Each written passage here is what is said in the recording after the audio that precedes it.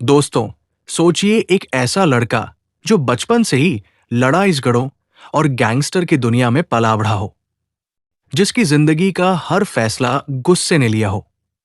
लेकिन फिर अचानक उसे एक ऐसी दोस्ती, ऐसा प्यार और ऐसा परिवार मिल जाए, जिसके लिए वो अपनी पूरी जिंदगी बदलने को तैयार हो जाए।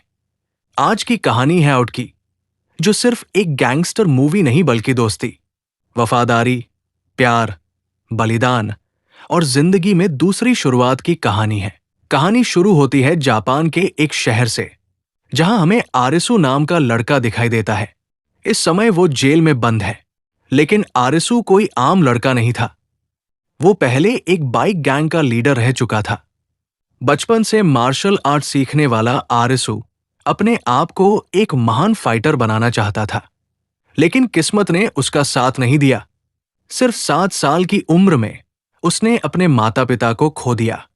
इसके बाद उसका पालन पोषण उसके आंटी और अंकल ने किया। हालांकि वे उससे बहुत प्यार करते थे, लेकिन आरिसु के अंदर एक बड़ी कमजोरी थी, उसका बेकाबू गुस्सा। इसी गुस्से ने उसे गलत रास्तों पर धकेल दिया। बाइक रेसिंग के दौरान पुलिस उसे गिरफ्तार कर लेती है और उसे जेल भेज दिया जाता है। जेल से निकलते समय एक गार्ड उसे समझाता है कि अब अपनी जिंदगी बदल लो, लेकिन बाहर आते ही कुछ पुराने दुश्मन उसे चिढ़ाने लगते हैं।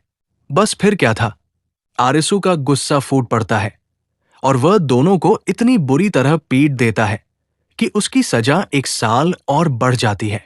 1 और साल जेल में बिताने के बाद आखिरकार वो रिहा हो जाता है, लेकिन इस बार पुलिस उसे चेतावनी देती है कि अगले 1 साल तक वो निगरानी में रहेगा।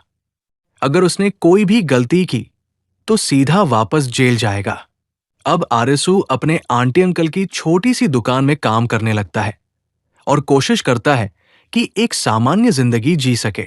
लेकिन उसकी जिंदगी में जल्द ही एक नया मोड़ आता है। एक दिन उसकी मुलाकात एबी नाम के लड़के से होती है। शुरुआत में दोनों के बीच जबरदस्त लड़ाई होती है, लेकिन जब आरिसु अपनी शानदार फाइटिंग स्किल दिखाता है तो एबी उसकी ताकत देखकर हैरान रह जाता है। यहीं से दोनों की दोस्ती शुरू होती है। एबी उसे एक बड़े बाइक गैंग केली हीटो के बारे में बताता है। ये शहर का सबसे ताकतवर गैंग था, जिसके अंदर कई अलग अलग ग्रुप थे और हर ग्रुप का अपना खतरनाक लीडर था। सबसे ऊपर था गैंग का मुख्य लीडर तांजा, एक ऐसा लड़का जिसे देखकर कोई नहीं कह सकता था कि वो इतना खतरनाक फाइटर होगा।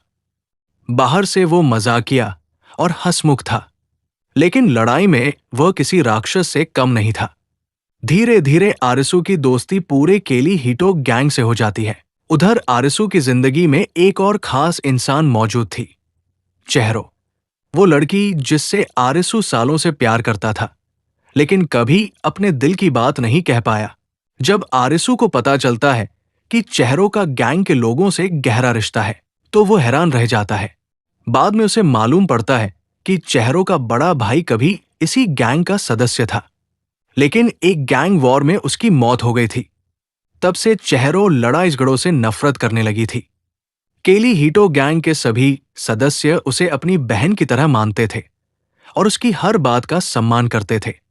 इसी दौरान कहानी में एंट्री होती है शहर के सबसे खतरनाक अपराधी गैंग बांकुराकान की।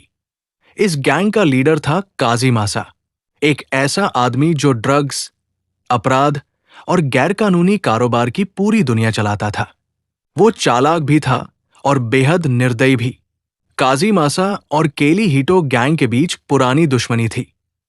दोनों एक दूसरे को खत्म करना चाहते थे। हालात तब और बिगड़ जाते हैं जब काजीमासा अपने लोगों के साथ बॉलिंग क्लब पहुंचता है और वहां चेहरों को सबके सामने थप्पड़ मार देता है। ये देखकर आरिसु का खून खौल उठता है। पहली बार उसे महसूस होता है कि अब ये लड़ाई सिर्फ गैंग्स की नहीं रही, बल्कि उसके अपने लोगों की लड़ाई बन चुकी है। धीरे धीरे तनाव बढ़ता जाता है। बांकुराकान गैंग लगातार केली हीटो के लोगों पर हमले करने लगती है।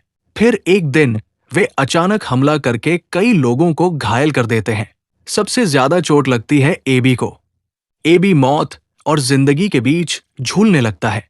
अपने सबसे अच्छे दोस्त को इस हालत में देखकर पूरी गैंग टूट जाती है। तांजा के अंदर बदले की आग जलने लगती है, लेकिन असली झटका तब लगता है जब चेहरों का अपहरण कर लिया जाता है। उसे एक पुरानी फैक्ट्री में कैद करके रखा जाता है। अब मामला सिर्फ बदले का नहीं, बल्कि चेहरों को बचाने का बन चुका था। तांजा फैसला करता है कि वो अकेले जाकर दुश्मनों का सामना करेगा, लेकिन उसके साथ ही उसे अकेला छोड़ने के लिए तैयार नहीं होते। और सबसे बड़ी बात, आरिसू भी उनके साथ खड़ा हो जाता है। हालांकि वो गैंग का सदस्य नहीं था, लेकिन अब ये लोग उसके परिवार जैसे बन चुके थे। इसके बाद कहानी अपने सबसे खतरनाक हिस्से में पहुंचती है। छोड़ी हुई फैक्ट्री में दोनों गैंग्स के बीच जबरदस्त युद्ध शुरू हो जाता है। चारों तरफ लाठियां, लोहे की रॉड, मुक्के और खून दिखाई देने लगता है। तांजा एक एक करके दुश्मनों को हराता जाता है। मेग्रो अपनी ताकत से दीवारें तक तोड़ देता है। बाकी सदस्य भी पूरी जान लगाकर लड़ते हैं। उधर आरिसू अपने पुराने दुश्मनों से बदला लेता है और उन लोगों को सबक सिखाता है जिन्होंने उसकी जिंदगी बर्बाद करने की कोशिश की थी। आखिरकार तांजा का सामना काजी मासा से होता है। दोनों के बीच बेहद खतरनाक लड़ाई शुरू होती है। काजी मासा पूरी ताकत लगाता है, लेकिन इस बार तांजा के अंदर अपने घायल दोस्तों और चेहरों के लिए गुस्सा भरा हुआ था। कुछ ही देर में वो काजी मासा को बुरी तरह हरा देता है। दूसरी तरफ आरिसू का मुकाबला गैंग के सबसे खतरनाक लड़ाकों में से एक से होता है। शुरुआत में वो मुश्किल में पड़ जाता है, लेकिन तभी उसे एबी की सिखाई हुई तकनीकें याद आती है।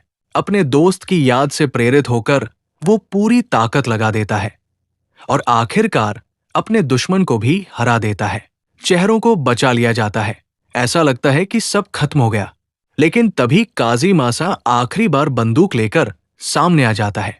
हालात फिर से बिगड़ने वाले थे, मगर उसी समय उसका अपना आदमी उसके खिलाफ हो जाता है और काजी मासा का अंत कर देता है।